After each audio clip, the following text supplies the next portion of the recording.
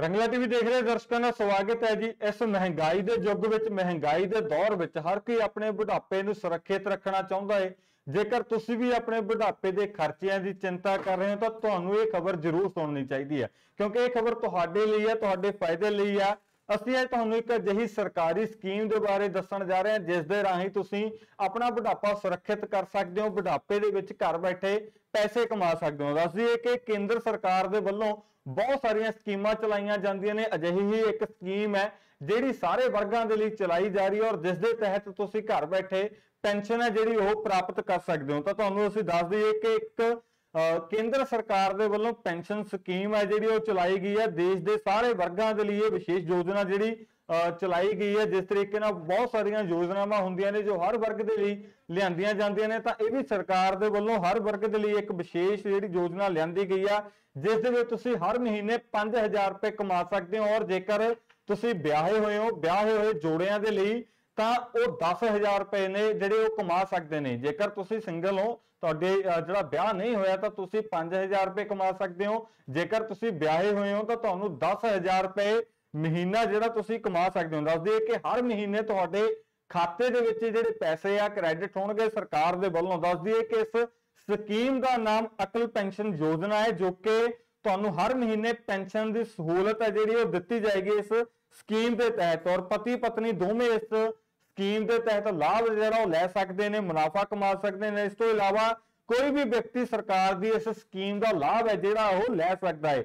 Atal pension ਯੋਜਨਾ ਦੀ ਜੇਕਰ ਗੱਲ ਕਰੀਏ ਤਾਂ ਇਸ ਯੋਜਨਾ ਨੂੰ 2015 ਦੇ ਵਿੱਚ ਸ਼ੁਰੂ ਕੀਤਾ ਗਿਆ ਸੀ। ਇਹ ਪਹਿਲਾਂ ਅਸੰਗਠਿਤ ਖੇਤਰਾਂ ਵਿੱਚ ਕੰਮ ਕਰਨ ਵਾਲੇ ਲੋਕਾਂ ਲਈ ਸ਼ੁਰੂ ਕੀਤੀ ਗਈ ਸੀ, ਪਰ ਹੁਣ 18 ਤੋਂ 40 ਸਾਲ ਦਾ ਕੋਈ ਵੀ ਭਾਰਤੀ ਨਾਗਰਿਕ ਇਸ ਯੋਜਨਾ ਦੇ ਵਿੱਚ ਨਿਵੇਸ਼ ਕਰ ਸਕਦਾ। ਇਸ ਸਕੀਮ ਵਿੱਚ ਜਮਾਂਕਰਤਾਵਾਂ ਨੂੰ 60 ਸਾਲ ਬਾਅਦ ਜਿਹੜੀ ਪੈਨਸ਼ਨ ਆ ਉਹ ਮਿਲਣੀ ਸ਼ੁਰੂ ਹੋਏਗੀ।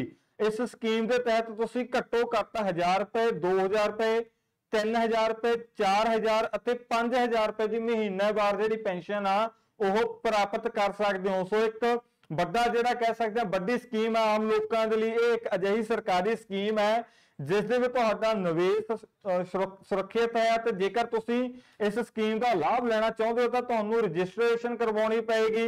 ਇਸ ਦੇ ਲਈ ਤੁਹਾਡੇ ਕੋਲ ਇੱਕ ਬਚਤ ਖਾਤਾ ਹੋਣਾ ਚਾਹੀਦਾ ਹੈ, ਬੈਂਕ ਖਾਤਾ ਹੋਣਾ ਚਾਹੀਦਾ ਹੈ, ਆਧਾਰ ਨੰਬਰ ਅਤੇ ਇੱਕ ਮੋਬਾਈਲ ਨੰਬਰ ਹੈ ਜਿਹੜਾ ਹੋਣਾ ਚਾਹੀਦਾ ਹੈ ਇੱਕ ਖਾਤਾ ਖੁਲਾਉਣ ਦੇ ਲਈ, ਇਸ ਸਕੀਮ ਦਾ ਲਾਭ ਲੈਣ ਦੇ ਲਈ। ਦੱਸ ਦਈਏ ਕਿ ਇਸ ਸ਼ਾਨਦਾਰ ਸਕੀਮ 'ਚ ਜਿੰਨੀ ਜਲਦੀ ਤੁਸੀਂ ਨਿਵੇਸ਼ ਕਰੋਗੇ ਉਨਾ ਹੀ ਜ਼ਿਆਦਾ ਜਿਹੜਾ ਫਾਇਦਾ ਮਿਲੇਗਾ।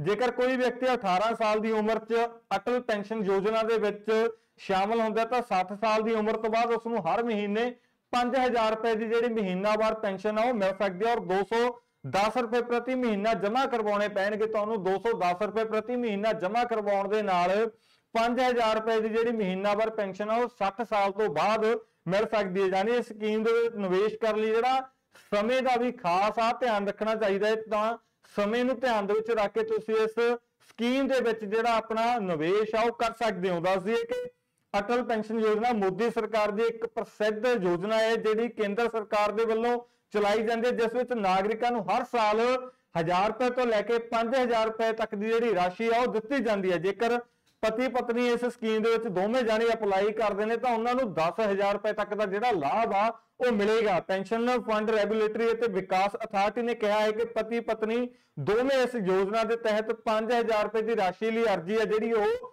ਦੇ ਸਕਦੇ ਨੇ। ਸਕੀਮ ਵਿੱਚ ਨਾਗਰਿਕਾਂ ਨੂੰ ਹਰ ਮਹੀਨੇ ਪ੍ਰੀਮੀਅਮ ਦੀ ਰਕਮ ਹੈ ਜਿਹੜੀ ਉਹ ਵੀ ਅਦਾ ਕਰਨੀ ਪਏਗੀ। ਜੇਕਰ ਬਿਨੇਕਾਰ ਦੀ ਉਮਰ 18 ਸਾਲ ਹੈ ਤਾਂ ਉਸ ਨੂੰ ਹਰ ਮਹੀਨੇ 210 ਰੁਪਏ ਦਾ ਪ੍ਰੀਮੀਅਮ ਹੈ ਜਿਹੜਾ ਅਦਾ ਕਰਨਾ ਪਏਗਾ।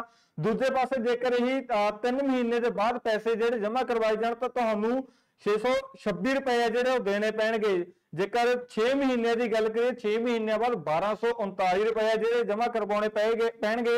ਇਸ ਤੋਂ ਇਲਾਵਾ ਹਰ ਮਹੀਨੇ 1000 ਰੁਪਏ ਦੀ ਪੈਨਸ਼ਨ ਲੈਣ ਲਈ ਤੁਹਾਨੂੰ 18 ਸਾਲ ਦੀ ਉਮਰ ਤੇ ਸਿਰਫ 42 ਰੁਪਏ ਜਿਹੜੇ ਉਹ ਜਮ੍ਹਾਂ ਕਰਵਾਉਣੇ ਪੈਣਗੇ। 60 ਸਾਲ ਤੋਂ ਪਹਿਲਾਂ ਜੇਕਰ ਕਿਸੇ ਦੀ ਮੌਤ ਹੋ ਜਾਂਦੀ ਹੈ ਇਸ ਸਕੀਮ ਦੇ ਤਹਿਤ ਜੋ ਲੋਕ ਨਿਵੇਸ਼ ਕਰਦੇ ਨੇ, ਅਗਰ ਉਹਨਾਂ ਦੇ ਵਿੱਚੋਂ ਕਿਸੇ ਦੀ 60 ਸਾਲ ਤੋਂ ਪਹਿਲਾਂ ਜਿਹੜੀ ਮੌਤ ਹੋ ਜਾਂਦੀ ਹੈ ਤਾਂ ਇਸ ਸਕੀਮ ਦਾ ਜਿਹੜਾ ਲਾਭ ਹੈ, ਜੇਕਰ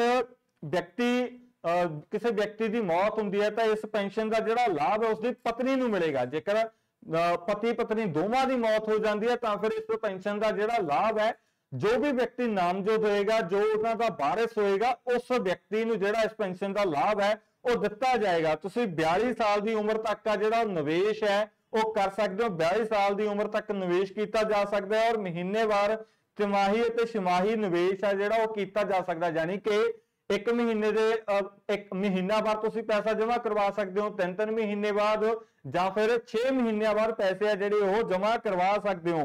42 साल की उम्र तक निवेश है जिहड़ा तुसीं कर सकते हो। 42 सालों विच तुहाडा कुल निवेश होएगा जिहड़ा 1.4 लाख रुपए का होएगा। 7 साल बाद तुहानूं 5000 रुपए महीनावार जिहड़ी पेंशन है मिलेगी। इनकम टैक्स की धारा 80CCD के तहत इस टैक्स नूं जिहड़ा टैक्स दा जिहड़ा छूट है वो भी लाभ मिलता है। टैक्स यानी कि टैक्स तो भी छूट का लाभ मिलता है इस स्कीम के तहत।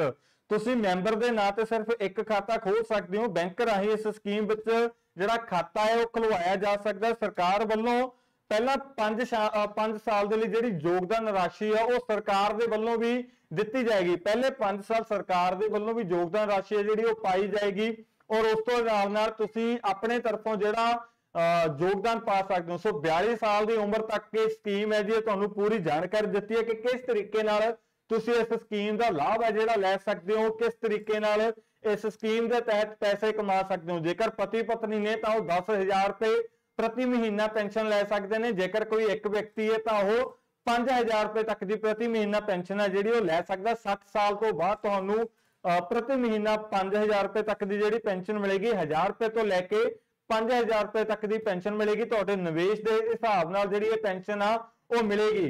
जिस तरीके नाल तुसीं निवेश करोगे उसे तरीके दे नाल जिहड़ा ये लाभ है तुहानूं मिलदा रहेगा। दस दईए कि 42 साल की उम्र तक तुसीं जिहड़ा निवेश है वो कर सकते हो। सो इस स्कीम के बारे तुहाडे की विचार ने, तुसीं की सोचदे हो भी जरूर कमेंट्स राਹੀਂ साझा करना और इस वीडियो नूं शेयर भी करना ताकि किसी दा भला हो सके।